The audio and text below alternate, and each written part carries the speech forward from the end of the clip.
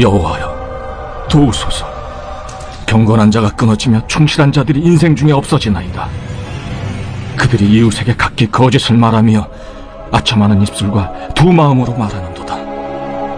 여호와께서 모든 아첨하는 입술과 자랑하는 혀를 끊으시리니 그들이 말하기를 우리의 혀가 이기리라.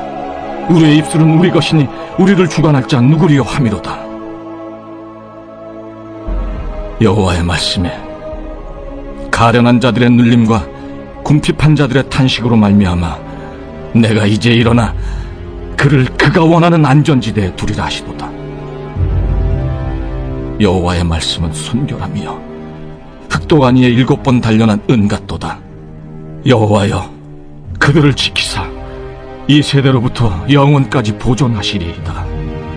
비열함이 인생 중에 높임을 받는 때 악인들이 곳곳에서 날뛰는도다.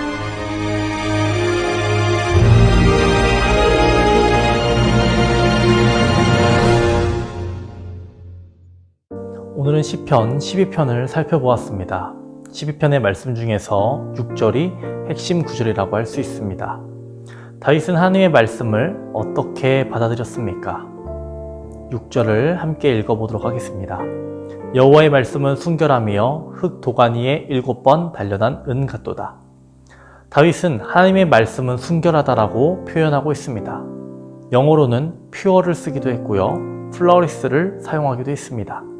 pure는 순수한, 더럽혀지지 않은, 깨끗한 이러한 의미라면 flawless는 나무랄 데 없는, 흠, 티 하나 없는 완벽한 이런 뜻을 가지고 있습니다. 하나님의 말씀은 완벽하다라는 것입니다. 하나님의 말씀은 흠이 하나도 없다라는 것입니다. 저는 오늘 이 두 가지에 대해서 나눠보고자 합니다.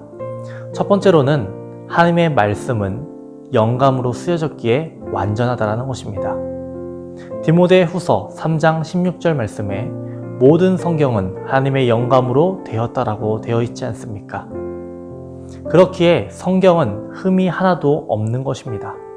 성경에 어떠한 오류도 없음을 믿는 것입니다. 성경이 순결하다는 것은 이를 말하는 것입니다. 성경은 성령의 영감으로 쓰여졌기에 어떠한 오류도 없습니다. 하지만 번역은 실수하기 마련입니다. 그렇게 지금도 번역은 개정되는 것입니다. 성경의 일부분만 믿고 일부분은 못 믿는다? 그것은 하나님의 말씀을 신뢰하지 못하는 겁니다. 성경을 보다 보면 우리는 과학적으로, 이성적으로 설명되지 않는 부분들을 만나게 됩니다. 그렇다고 해서 하나씩 빼다 보면 성경의 겉장, 2장만 남게 된다라고 합니다. 한 젊은이가 공원 벤치에 앉아 성경을 읽고 있었습니다. 출애굽기를 읽어 내려가다가 이스라엘 백성 앞에 가로막힌 홍해를 하나님께서 가르시고 마른 땅이 드러나게 하신 대목을 접하고는 그만 자리에서 벌떡 일어났습니다. 그 장면이 너무나도 감동적이어서 도저히 견딜 수 없었기 때문입니다. 그는 두 팔을 치켜들고 할렐루야, 하나님을 찬양하세, 할렐루야, 하나님이 위대한 일을 행하셨네 라고 외쳤습니다. 마침 유명한 신학자가 그곳을 지나가다 할렐루야를 외쳐대는 청년을 보았습니다. 그는 청년에게 다가가 이유를 물었습니다. 청년이 대답했습니다. 하나님께서 홍해를 가르셨습니다. 그리고 그 사이에 음성으로 말했습니다. 젊은이, 자넨 지금 잘못 알고 있는 거네. 자네가 읽고 있는 성경에 홍해라 기록된 곳은 진짜 바다가 아니라네. 3400년 전 이스라엘 백성이 건넜던 곳, 그곳은 광활한 갈대밭이었다네. 갈대밭이라면 그 밑바닥은 깊이가 10cm 정도의 불가한 늪이었겠지. 깊이 10cm 정도의 늪이라면 누군들 건너지 못하겠는가? 누구든 단숨에 건널 수 있다네. 그러므로 젊은이가 그 일로 그렇게 기뻐할 것은 전혀 없다네.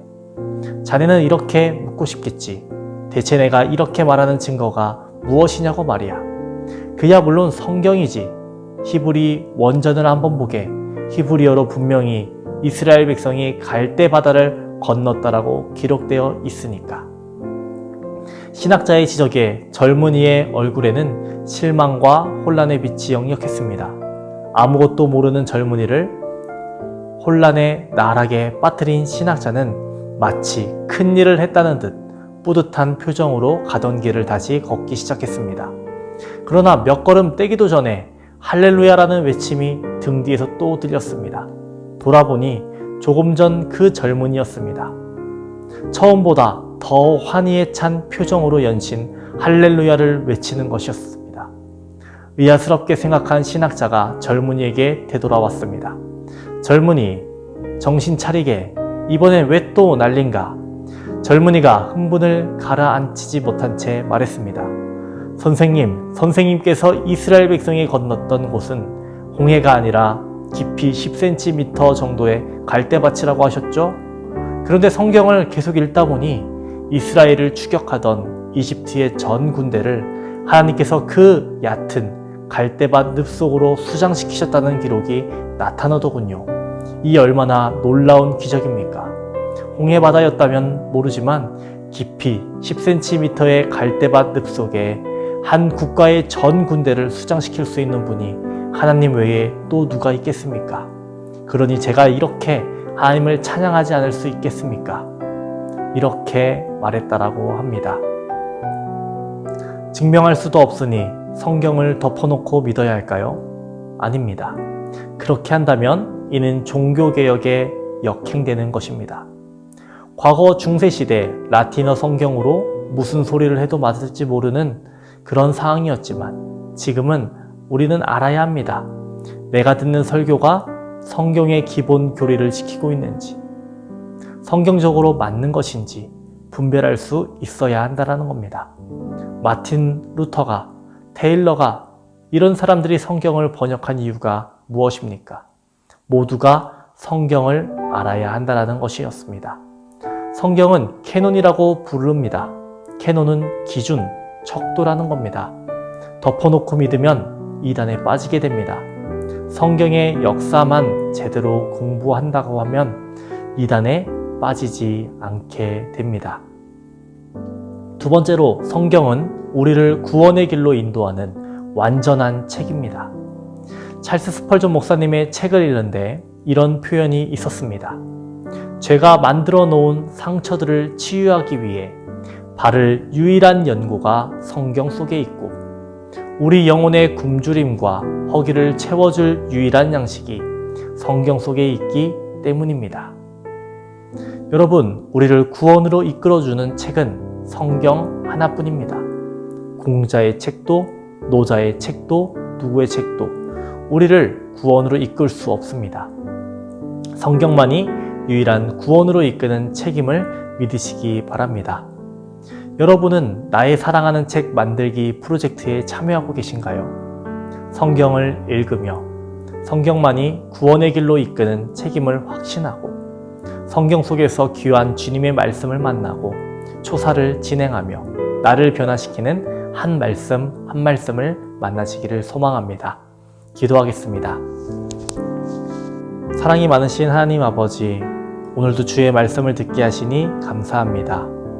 오늘은 주의 말씀을 순결하다는 것을 보았습니다. 주님의 말씀이 완전함을 보았습니다.